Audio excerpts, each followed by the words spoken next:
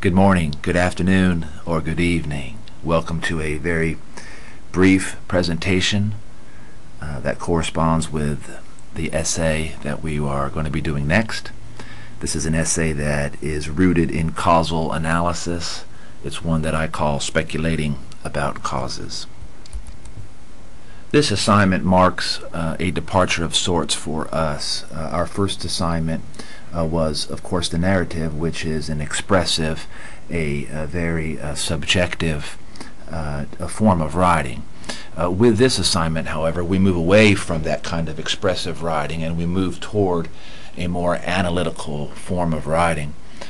Subsequently, our posture, our tone should be more formal and more academic. The dominant point of view in the essay should be objective, meaning that you should be writing in the third person. The narrative, of course, the first person pronoun I, and that first person of point of view was an appropriate point of view for the narrative. But as we begin to write more analytical writing, we want to keep ourselves out of it and try to give the reader a broader, a more objective point of view. And that third person point of view is the point of view that we are looking for here. Certainly you'll want to take a look at the assignment sheet for this essay, and certainly you'll want to read the sample essays that are available to you both in your book and those essays that are available for you to read online in our course on Blackboard. Also, you want to make sure that you've read the assigned reading from the text, the chapter that deals with causal analysis. It's imperative, really, that you have this kind of reading and this knowledge in your head as you embark on this next essay. It will give you the appropriate context and the appropriate concepts that you will need when you execute this assignment. I love this assignment. It's one of my favorite assignments that we do in this class. One of the reasons why it's one of my favorite essays, or one of my favorite assignments, is that the law of cause and effect governs our universe. It's one of those universal laws. As humans, we have an innate faculty for reasoning. In other words, our minds are predisposed to, I think, asking the question why when things happen around us, when airplanes fall out of the sky, or when they are flown into buildings, when our girlfriend or our boyfriend tells us, "Baby, it's over," when our car breaks down on the interstate, when hurricanes, tornadoes, tsunamis, earthquakes destroy people and property, or whenever our favorite team is winning, or maybe even more so when they are losing, we ask always one simple question: why? Why is this happening? Why has this happened? And so this is an assignment that is deeply rooted in proposing this question why, and then presenting to the reader possible and plausible logical explanations for why something is happening. When we set out to answer the question why, we are speculating about causes. So causes really are reasons why something is or perhaps is not happening. If we think about the various professions that are out there in front of us, and maybe the chosen career path that you have in mind for yourself, think about what fields might rely heavily upon this type of intellectual inquiry. Several things occur to me. Certainly the sciences are deeply rooted in causal analysis. The social sciences, which would be psychology and sociology, set out to propose and inquire about certain phenomena and certain trends in human behavior. Psychology, of course, would be the individual. Sociology would be the larger social unit. The physical sciences certainly are deeply rooted in causal analysis too. Medicine, anytime you go to the doctor with a set of symptoms, the physician is working his or her way through a series of steps and series of thoughts, trying to figure out why you are feeling the way you are feeling. Engineering, absolutely, and even some of the trades. I mean, this is not something that is purely esoteric or white collar, if you will. I mean, if your car breaks down, if your car is chronically overheating, if it won't start, if your HVAC system in your house isn't working, we ask the question why, and we pay somebody a lot of money to come and help us figure out, diagnose the problem, troubleshoot it, and repair it. So your plumbers, your electricians, your mechanics, your HVAC specialists, these are people who use causal analysis. They are trained in figuring out why something is working or why something is not working, and then they have the skills necessary to fix those things. A quick summary of the basic features of any good causal analysis will include the following.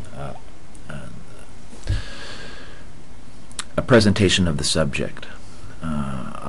In the introduction of your essay, this is what we will be looking for. We're looking for a clear presentation of what it is that you are going to be exploring, analyzing in the essay. I have asked you in the assignment sheet, when you look at it, to choose a particular trend that you see in the culture around you, or a basic human phenomenon, or natural phenomenon even. And in the introduction of your essay, this is where you need to present the subject, present the trend, establish that it exists for your reader. A convincing causal argument, and then finally providing support for the proposed causes.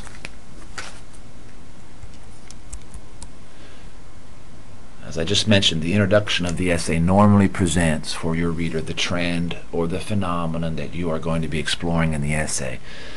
Let's make a distinction between these two terms. A trend is perpetually in motion. A trend is either on the rise or it is declining.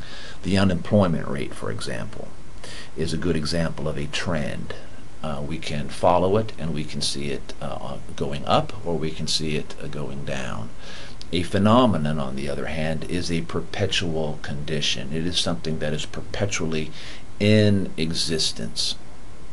A common phenomenon would be an individual's or a human being's fear of the dark.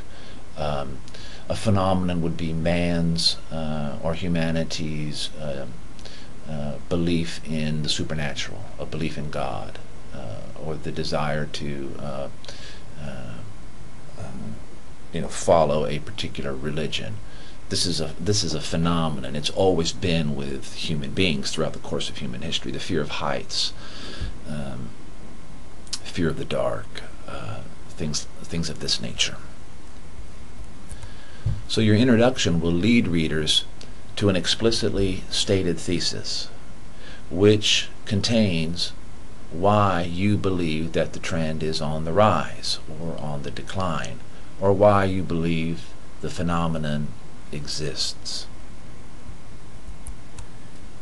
In order to support the thesis that you have written in the introduction, what you need to do is present for your reader possible or plausible causes for why the trend is on the rise, or why it's on the decline, or why you think that this phenomenon exists.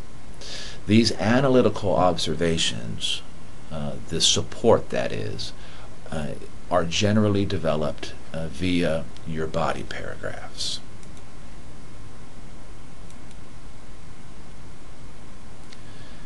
Support for your causes, again, and these causes are generally developed through the body paragraphs, may take any of the following forms.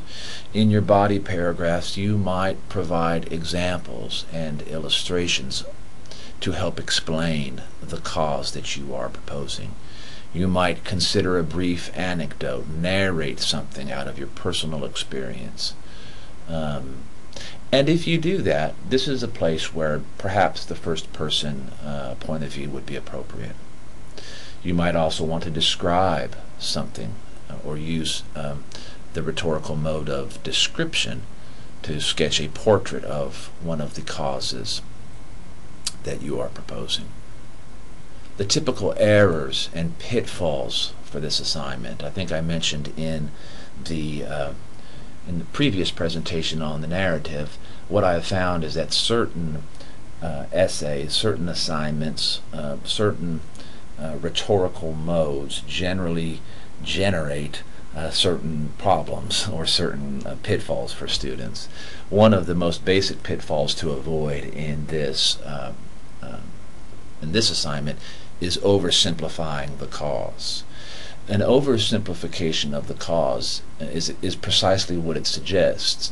The cause, the trend, or the phenomenon that you are writing about is probably a pretty complex one, and it would be a mistake to oversimplify it. For example, the media is often the target for many of our social ills. You know, if we have violence in our schools, we would be oversimplifying the cause by simply blaming it on the media, by saying, oh, well, kids are watching too much television, that's why they're violent in school. There might be other causes, okay, that are contributing to this trend or this phenomenon. So this is an assignment that really asks you to analyze, to really use your brain and think your way through why you think this trend is on the rise, or why it's on the decline, or why this phenomenon exists. So don't oversimplify the cause. Analyze the trend and really try to figure out what forces are contributing to the state of the trend or the state of the phenomenon. Do not fall prey to the post hoc logical fallacy. Make sure you look that up in your book and you understand that. The post hoc fallacy is a logical fallacy that says just because A happened before B, that A caused B. For example, you might say that you wake up one morning and you have started to brush your teeth with a different type of toothpaste. You're now using AIM, and then later that day your girlfriend breaks up with you, and then later on in the small hours of the morning, as you're replaying the day's events, you say, oh, well, you think, oh, that's what it was. I changed toothpaste this morning. That's what happened, because after I did that, she broke up with me. That's a logical fallacy. You're not thinking correctly or logically. You're not reasoning through the series of events that have happened. Just because something happens before another thing or another event doesn't mean that it has caused it. Okay, and so this is an extraordinarily important point to remember as you are thinking about your essay and as you are proposing plausible and possible causes for this trend to be on the rise or the decline, or how you're analyzing things. Just because something happens before something else doesn't mean that there is a causal link between the two events. Do not confuse causal analysis with process or argumentation. Your job in this assignment is to explain why some trend is on the rise or on the decline, whatever it is that you have chosen to write about. You are not arguing that the trend is a good trend or that it's a bad trend. Okay? You are not judging the trend. You are not arguing that homeschooling is good or bad, or that stem cell research should or should not be supported or funded by our federal government. Don't confuse a causal analysis with argumentation. You are arguing that these reasons help explain the trend, but you are not arguing that the trend itself is something that is either positive or negative. So keep that in mind as you're crafting your argument. Your job, in a sense, is to play sociologist and take a look around you. Look around at your society. Look around your culture. Look around your community, and observe a particular trend that you have detected, and to explain why you think this trend is on the rise. Finally, for this essay, please do not do any research. Do not be tempted to consult any secondary sources. We will get to that eventually at the end of the semester with our research paper. But for this essay, I want you to avoid the temptation to go out and do some research on the internet. I want this to be, this first effort, to be your own analysis of why you believe this trend is on the rise or on the decline. Okay, just a quick slide here to practice distinguishing between trends and phenomena. Fear of heights. Would that be a trend or a phenomena? What do you think? I think that would be a phenomena. What about homeschooling? Trend or phenomena? I think it's a trend. Oh, those lovely spinner wheel covers. Trend or phenomena? Thank God this is only a trend, and hopefully it's on the decline. Body art or piercing? That's a hard one, really, because I think that probably through civilizations, human beings have tattooed themselves and pierced themselves in various cultures. But it does certainly seem to be a trend that seems to be on the rise here lately, in a way that it wasn't, say, at least in mainstream American culture, say 25, 35 years ago. Procrastination, phenomena, absolutely. Gas prices. Gas prices, there's trends with gas prices.